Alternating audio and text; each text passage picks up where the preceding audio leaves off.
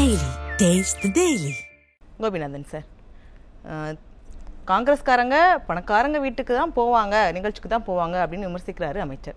அமைச்சரோட விமர்சனம் குப்பை அப்படின்னு சொல்றாரு மற்றொரு காங்கிரஸ் எம்பி. இதை நீங்க எப்படி பாக்குறீங்க? விமர்சனத்திற்கு ஒரு விமர்சனம். கூடா நட்பு கேடாய் முடியும் என்பதை இன்றைக்கு காங்கிரஸ்காரர்கள் உணர ஆரம்பித்திருக்கிறார்கள். இன்றைக்கு திமுக கூட்டணி கலகலத்து போயிருக்கிறது. உணர்ந்துட்டாங்கன்னு நீங்க நினைக்கிறீங்களா? உணர ஆரம்பித்திருக்கிறார்கள். அதனால தான் இந்த நிகழ்வெல்லாம் நடக்குது. ஸோ காங்கிரஸ் ஏற்கனவே சுருங்கி போயிருக்கிறது. இன்றைக்கு கோஷி பூசலால் நொறுங்கி போயிருக்கிறது. அதுதான் உண்மை. இன்றைக்கி ஒரு கோஷி என்ன சொல்கிறார்கள் சொன்னால், திமுகவிலிருந்து விலகி நாம் விஜயோடு போய் சேர்ந்து விட வேண்டும் என்று ஒரு கோஷி சொல்லுகிறது. இன்னொரு கோஷி சொல்லுகிறது, இன்றைக்கு திமுகவோட நம்ம இருந்தால்தான் பயன்களை அனுபவிக்க முடியும் என்று. இப்படிப்பட்ட நிலையில் இன்றைக்கு காங்கிரஸ் தள்ளப்பட்டிருக்கிறார்கள். அதில் தான் இன்றைக்கி திராவிட முன்னேற்ற கழகத்துக்காரர்கள் காங்கிரஸை கண்டபடி விமர்சிக்க ஆரம்பித்திருக்கிறார்கள். என்னென்னா, ஒரு பெரியசாமி ஒரு மூத்த அரசியல்வாதி, அவர் ஒரு பூஷ்வா நிலைமையில் இன்றைக்கு காங்கிரஸ் இருக்கிறது என்பதை போல பேசியிருக்கிறார். பணக்கார வீடுகளில் தான் இன்றைக்கு காங்கிரஸ் செல்லும், ஆனால் நாங்கள் சாமானியர்கள் நாங்கள் யாரிடமே போவோம் என்றார்.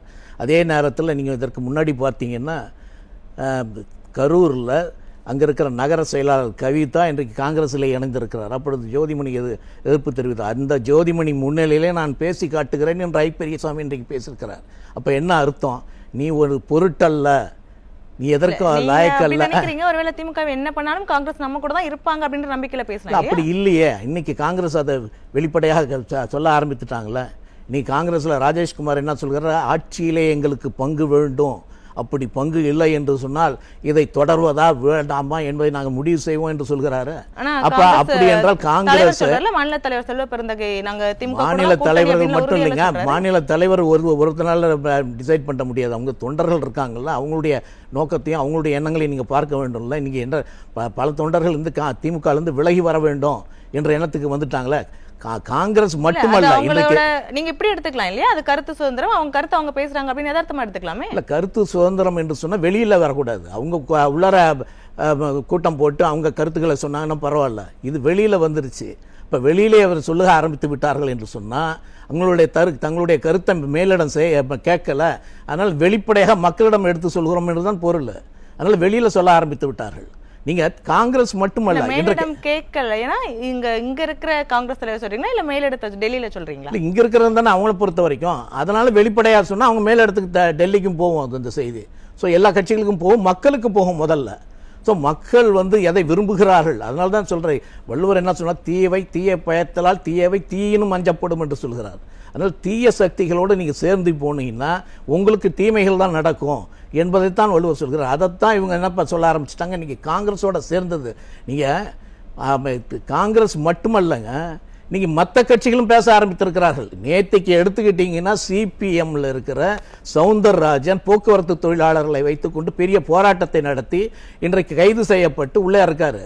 அவர் சொல்லுகிறார், தொழிலாளர்களுக்கு விரோதமான கட்சி திராவிட முன்னேற்ற கழகம், தொழிலாளர்கள் நம்பி நாங்கள் வாக்களித்தோம், ஆனா எங்களுக்கு விரோதமாக செயல்படுகிற கட்சி திராவிட முன்னேற்ற கழகம் என்று சொல்கிறார். இல்ல, நீங்க எப்படி சொல்றீங்க? எதிர்கட்சியா இருக்கிறதுனால நீங்க அந்த கட்சி, அவங்க சொல்றாங்க எங்க கூட்டணி ரொம்ப பலமா இருக்கு அப்படின்னு ஒவ்வொரு இடத்துலயும் சொல்லிட்டே வர்றாங்க. விமர்சிக்கிறீங்க. என் கட்சி உடஞ்சிச்சு நான் சொல்லுவாங்க. அவங்க எப்படி சொல்லுவாங்க? வெளியில பார்க்கிற மக்கள் தானே சொல்லுவாங்க. இருக்கிறதுனாலதானே பலமா இருக்குன்னு சொல்றாங்க. பலமா இருக்கிறதுனால சொல்ல மாட்டாங்க. தாங்கள் பலமாக இருப்பதாக காட்டிக்கொள்ளதான் முயற்சி சொல்லுவாங்க, யாரா இருந்தாலும் சரி. ஆனா மக்கள் பார்ப்பாங்கல்ல, மக்கள் என்ன நினைக்கிறாங்க தான் பார்ப்போம். நீங்க சண்முகம் இருக்கிறாரு, நீங்க சிபிஎம் பொதுச் செயலாளர், அவர் என்ன சொல்கிறாரு? இன்றைக்கு ஸ்டாலின் சொல்கிறார், நாங்கள் 95% வாக்குறுதிகளை நிறைவேற்றி விட்டோம் என்று சொல்கிறார். அதே சண்முகம் சிபிஎம் பொதுச் செயலாளர் என்ன சொல்கிறார் தெரியுமா?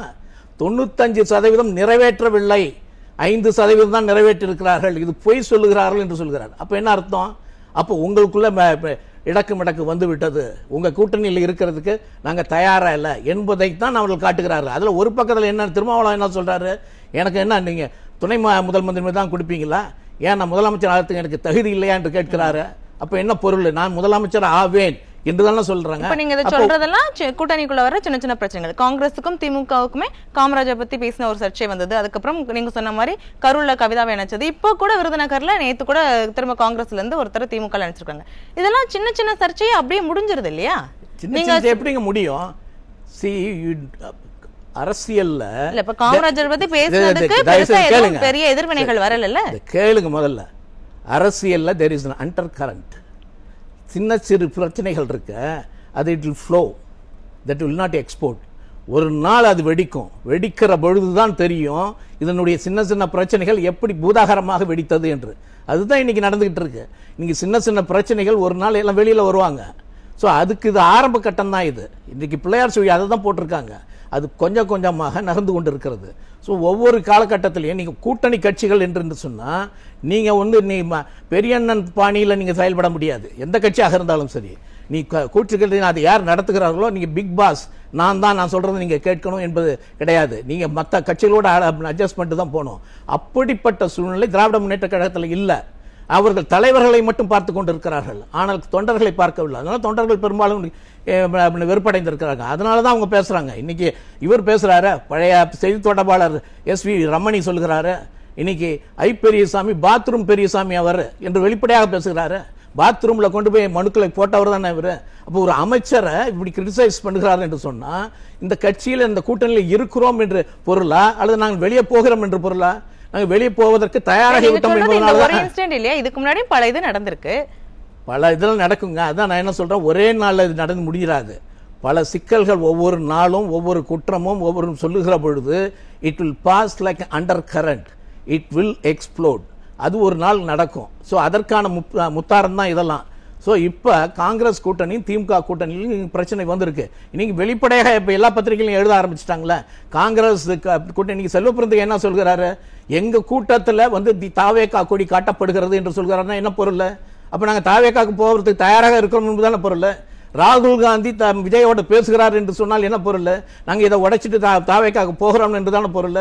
நீங்க அதுக்கு அந்த உண்மையிலே திமுகவுக்கு மானம் ரோஷம் என்று இருந்தா நீ ராகுல் காந்தியை கேட்டிருக்கணும். நீ எப்படி நீ விஜயோட பேச முடியும்? என்ன விமர்சித்துக் கொண்டிருக்கிறார் அவர், இந்த ஆட்சியை விமர்சிக்கிறாரு. எல்லாரையும் திமுக இருந்து விலகி போகலாம் அப்படின்ற மனநிலை இருக்காங்களா காங்கிரஸ்? ஆமா, அப்படிதானுங்க அர்த்தம். அதுதான பொருள். திமுகவிலிருந்து வெளியே வருவதற்கான முத்தாரம் தான் இது என்று சொல்கிறேன். என்னன்னா ஆரம்ப கட்டம் தான் இது. ஒவ்வொரு காலகட்டத்திலையும் இந்த கட்சியை விட்டுட்டு நம்ம என்ன நம்மள ரொம்ப கொடுமைப்படுத்துகிறாங்க. கூட்டணி கட்சியினுடைய தர்மம் இங்க நிலைநாட்டப்படவில்லை, நமக்கு எதுவுமே கொடுக்கல, இதுவரைக்கும் எதுவுமே செய்யல காங்கிரஸ் கட்சிக்கு. அதனாலதான் நாங்கள் ஆட்சிக்கு பங்கு கேட்கிறோம் அப்படின்னு ராஜேஷ்குமார் சொல்கிறார். ராஜேஷ்குமார் எதுக்காக சொல்கிறார்? திடீர்னு எனக்கு ஆட்சியில் பங்கு வேணும்னு எதுக்காக சொல்கிறார்? எங்களுக்கு ஆட்சியில் பங்கு இல்லாத காரணத்தினால எங்களை நீங்கள் சரிவர நடத்தவில்லை, கூட்டணி தர்மத்தை நீங்கள் கடைபிடிக்கவில்லை என்பது சொல்கிறாரு. அதுதான பொருள். ஸோ அதனால இன்றைக்கு காங்கிரஸுக்கும் திமுகவுக்கும் கூட்டணிக்கும் இன்றைக்கு பிரச்சனை வந்து விட்டது. சிபிஎம்முக்கும் திமுகவுக்கும் இன்றைக்கு பிரச்சனை வந்து விட்டது. இதை திருமாவளவனுக்கும் திமுகவும் நிச்சயமாக பிரச்சனை வரும். இப்படி ஒவ்வொரு காலகட்டத்தில் வருகிற பொழுது திமுக தனியாக விடப்படும். இன்னைக்கு மக்கள் அதுதான் எதிர்பார்க்கிறாங்க. மக்கள் என்னன்னா நீ ஒரு ஆட்சியில் இருக்கிற என்பதற்கு ஒரே காரணத்துக்காக எதை வேண்டுமானாலும் செய்யலாம் என்று நினைத்துக் கொண்டிருக்கிறாய். அது ஒவ்வொன்றாக சுக்குநூறாக உடைந்து விடும். அதனால காங்கிரஸ் இன்றைக்கு தெளிவாக இருக்காங்க. இப்ப நீங்க ஆட்சியில பங்கு என்று அவர்கள் கேட்கிற பொழுது என்ன பொருள் என்று சொன்னா, நீ ஆட்சியில கொடுக்கலன்னா நாங்க தொடர மாட்டோம், அதை கவனிப்போம் என்று சொல்கிறாரு. அப்ப என்ன பொருள்? அதுதான் ஆரம்பம். சோ அப்படி இருக்கிற பொழுது அதனால திமுக இன்றைக்கு கூட்டணி உடைந்து போகும். தனியாக நிற்பதற்கு திமுகவுக்கு தைரியம் கிடையாது. நீங்க அவருக்கு இந்த தைரியம் இருந்தானா அவங்க ராகுல கேட்டிருக்கணும். ராகுல்கிட்ட நீ ஏன் விஜய்கிட்ட பேசுறேன் என்று கேட்டிருக்கணும். அதை கேட்கவில்லை என்று சொன்னா என்ன பொருள் என்று சொன்னா அவர்கள் தனியாக நிற்பதற்கு தைரியம் இல்லை. நீ காங்கிரஸை விட்டு விலகிவிட்டால் நம்மளை நம்ம யாரும் காப்பாற்ற முடியாது என்பதனால இன்னைக்கு பூசி மெழுகி கொண்டிருக்கிறார்கள். ஆனால் காங்கிரஸ் தொண்டர்கள் அதற்கு தயாராக இல்லை. அதனால திமுகவை தூக்கி எறிய வேண்டும். நீங்க செல்வப்பிரந்தே சொல்லிட்டாரு, எங்க கூட்டணியில எங்க கூட்டத்துல இன்னைக்கு தாவேகா கொடி காட்டுகிறார்கள் என்று சொன்னா என்ன பொருள்? நாங்க தாவேகாக்கு போவதற்கும் நாங்கள் தயாராக இருக்கிறோம் என்பதுதான் பொருள். ஓகே, நன்றி. கோபிநாதன் சார், இப்போ அமைச்சர்கள் அதிக திமுக இருக்கிற மாவட்ட செயலராகட்டும் இல்லை அமைச்சர்களாகட்டும் எல்லாரும் ஏதாவது பேசுறப்போ இதுக்கு பல வருடங்களுக்கு முன்னாடியே சொன்னாரு, ஸ்டாலின் சொன்னாரு, இவங்க பேசுறதுனால எனக்கு தூக்கமே வர மாட்டேன் நைட்டெல்லாம், என்ன காலையில் நினைச்சா என்ன பிரச்சனையை கிளப்புவாங்களோ அப்படின்னு பயந்துட்டே எந்திரிக்க வேண்டியது இருக்கு அப்படின்னு சொன்னாங்க. அதுக்கப்புறமும் கூட இந்த திமுக அமைச்சர்களோட பேச்சு மாறலையே, ஏன்? காரணம் அது ரெண்டுங்க. ஒன்று என்னன்னா, ஆட்சியிலே இருக்க வேண்டும், ஆட்சியில் இருப்பவரிடமிருந்து பயன்களை நாம் அனுபவிக்க வேண்டும். இந்த ரெண்டு தான். இந்த ஒன்றும் அடிப்படையான கொள்கைக்காக யாரும் அந்த கூட்டணியெல்லாம் அங்கே இல்லை. ஸோ அவர்கள் கொடுக்குற பணம், அவர் சொன்ன மாதிரி நோட்டு துட்டு அப்படின்றார, நோட்டுக்கு ஓட்டுன்ற மாதிரி அவர்கள் கொடுக்கிற பணத்துக்கும் அவர்கள் கொடுக்கிற அதிகார பயனுக்கும் இவர்கள் அவங்களை ஒட்டி கொண்டிருக்கிறார்களே தவிர வேற கொள்கையின் அடிப்படையில். நீங்க கொள்கையின் அடிப்படையில் என்ன சொல்றேன், அமைச்சர்களும் ஒரு தலைவர் கட்சியோட தலைவர் சொல்றாரு அப்படின்னா இதுக்கு மேல இந்த மாதிரி சர்ச்சையான கருத்துக்களை பேசக்கூடாது அப்படின்னு நினைக்க மாட்டேன்றாங்களா? அது ஏன் இல்ல? கட்சி இவங்க தலைவருக்கே அந்த எண்ணம் இல்லையே, சும்மா பேசுகிறாரே தவிர கூட்டணி கட்சிகளை மதிக்க வேண்டும் என்கிற எண்ணம் தலைவருக்கே கிடையாது. அப்போ எப்படி தொண்டர்களுக்கு இருக்கும், எப்படி அமைச்சர்களுக்கு இருக்கும்? நீங்கள் என்னை இவர் சொன்னார், இப்போ நீங்கள் வேடச்சந்தருடைய எம்எல்ஏ 74 வயசு ஆனவர் வந்து ஒரு உதயநிதி ஸ்டாலின் காலில் விழறாரு. அப்போ என்ன பண்ணியிருக்கணும்? இங்கே பக்கத்தில் பெரியசாமி நிற்கிறாரு, பெரியசாமி, அவர் காலில் விழுந்திருந்தா கூட நம்ம ஏற்றுக்கொள்ளலாம். ஒரு சின்ன பையன் அவர் காலில் போய் விழுறாரு, அதை நீ என்ன பண்ணிருக்கணும்? உடனே கடுமையாக விமர்சிக்க வேண்டாமா? இப்படி நீங்க தடுத்திருக்க வேண்டாமா? நீங்க மத்தவங்கள புரட்சி தலைவராமா இல்லையா? ஒரு மேயர் கூட அப்படியே மேயர் கோட் போட்டுட்டு உதயநிதி காலில் விழுந்தாங்க, சேகர் பாபுவும் திருமதி துர்கா ஸ்டாலின். இவைகள் எல்லாம் நீங்க தடுக்க வேண்டாமா? அப்படி தடுக்கல அப்படின்னா என்ன அர்த்தம்? அதை நீங்க வரவேற்கிறீர்கள் என்ற அர்த்தம். அதை நீங்க என்கரேஜ் பண்றீங்க. சோ அப்படித்தான் தலைவர்கள் இருக்கிறாங்க, ஒப்புக்காக அவங்க இருக்காங்க. இன்னொன்னு நான் என்ன சொல்றேன், நீங்க இவர் முருகன் பேசும்போது சொல்கிறாரு, அவர்கள் பிஜேபியை எதிர்ப்பதனால நாங்கள் எல்லாம் ஒன்றாக சேர்ந்து இருக்கிறோம் அப்படின்னு சொன்னீங்க. பிஜேபி கூட்டணியிலே இருந்த அவர்களாச்சே. நீங்க பிஜேபி கூட்டணியிலே இருந்து அவர்கள் கொண்டு வந்த சட்டத்தை ஆதரித்தவர்கள். நீங்க மோடியை புகழ்ந்து கருணாநிதி ஒரு பக்கம் எழுதினார், முரசொலி இல்ல, என்ன எழுதினாருன்னா, மோடிய நீங்க ஆட்சியிலிருந்து அகற்றுவதற்கான இந்த முயற்சி இருக்க அது வந்து ஜனநாயகத்தினுடைய கேடு என்று எழுதினார்ல. அப்ப நீங்க கம்முன்னு இருந்தீங்களா?